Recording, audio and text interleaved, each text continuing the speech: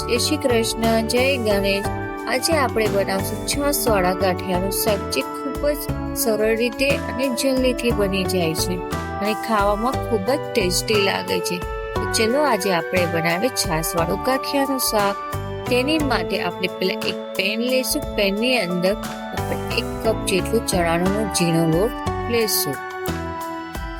ચણાનો લોટ નાખ્યા બાદ આપણે 1 ચમચી જેટલું લાલ મરચું પાવડર ઉમેરીશું, અડધી ચમચી જેટલી હળદર પાવડર ઉમેરીશું અને સ્વાદ અનુસાર મીઠું નાખશું। તે પછી આપણે 1 ચમચી જેટલું તેલ નાખશું અને બધી જ વસ્તુને સારી રીતે આપણે મિક્સ કરી લેશું। ત્યારબાદ ચણાના લોટમાં થોડું પાણી ઉમેરીને આપણે લોટ બાંધશું। લોટમાં ગાંઠા ના રહી જાય તેનું ધ્યાન રાખશું, નહીંતર આપણા ગાંઠિયા સારી રીતે પડશે નહીં। અને ચણાના લોટને ખૂબ જાડું પણ નથી રાખવાનું અને ઢીલું પણ નથી રાખવાનું। આ રીતે આપણે ગાંઠિયાનો લોટ તૈયાર કરવાનો છે, જેથી ગાંઠિયા સરળ રીતે જલ્દી બની જશે। ત્યારબાદ આપણે તપેલી લઈશું। તપેલીમાં 1 કપ જેટલું દહીં ઉમેરીશું। દહીં ઉમેર્યા બાદ તેમાં 1.5 કપ જેટલું આપણે પાણી ઉમેરીશું। દહીં વધારે ખાટું પણ નથી લેવાનું અને મોળું પણ નથી લેવાનું। દહીં વધારે ખાટું હશે તો શાક સારું નહીં લાગે અને બ્લેન્ડરની મદદથી આપણે છાશ બનાવીશું। છાશ થોડીક જાડી રાખવાની છે, જેથી શાક સરળથી બની શકે। હવે આપણે ગેસ ચાલુ કરશું અને એક પેન લેશું। પેનમાં આપણે 2 ચમચા જેટલું તેલ ઉમેરીશું। તેલ આવી ગયા બાદ તેમાં આપણે 1 ચમચી જેટલું જીરું ઉમેરીશું।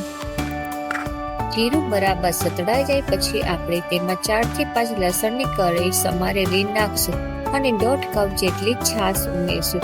છાશ ઉમેરતી વખતે આપણે ગેસ બંધ કરી દઈશું, જેથી છાશ ફાટે નહીં અને છાશ આપણે જાડી રાખશું। છાશ નાખ્યા બાદ આપણે ગેસ ચાલુ કરી દઈશું અને છાશની અંદર આપણે 1 ચમચી જેટલું લાલ મરચું પાવડર, અડધી ચમચી જેટલું હળદર પાવડર અને સ્વાદ અનુસાર મીઠું નાખીશું। આ બધા જ વસ્તુ નાખ્યા પછી આપણે છાશને બરાબર રીતે મિક્સ કરી લઈશું। વઘારેલી છાશને આપણે ધીમી ગેસે 5 મિનિટ ઉકળવા દઈશું। છાશ ઉકળ્યા બાદ તેમાં આપણે આ રીતે એક જારો લઈશું। જારાની ઉપર આપણે ચણાનો લોટ જે બાંધ્યો હતો તેને મૂકશું અને આ રીતે આપણે ગાંઠિયા પાડીશું।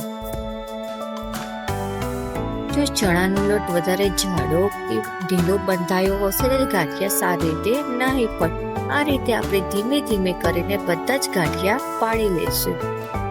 ગાંઠિયા પડી ગયા બાદ તેને ચમચાની મદદથી હલાવવાના નથી, નહીંતર ગાંઠિયા ચોંટી જશે અને તેની ઉપર આપણે 1 નાની વાટકી જેટલું ઠંડુ પાણી રેડીશું।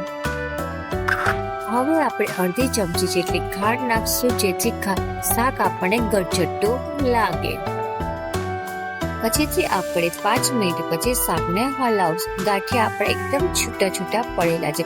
આ શાકને આપણે ધીમે ગેસે કરવા દઈશું, જેથી ગાંઠિયા કાચા રહી નહીં થાય। શાક થઈ ગયા બાદ તેમાં આપણે કોથમરી ઉમેરીશું। ગાંઠિયાનું શાક આપણું તૈયાર છે, જેને આપણે પરાઠા સાથે અથવા કે બાજરાના રોટલા સાથે ખાઈ શકાય છે, જે ખાવામાં ખૂબ જ ટેસ્ટી અને સ્વાદિષ્ટ લાગે છે। Thank you for watching video. જો તમને મારી રેસીપી સારી લાગી હોય તો તમે લાઈક, શેર અને સબસ્ક્રાઈબ કરજો।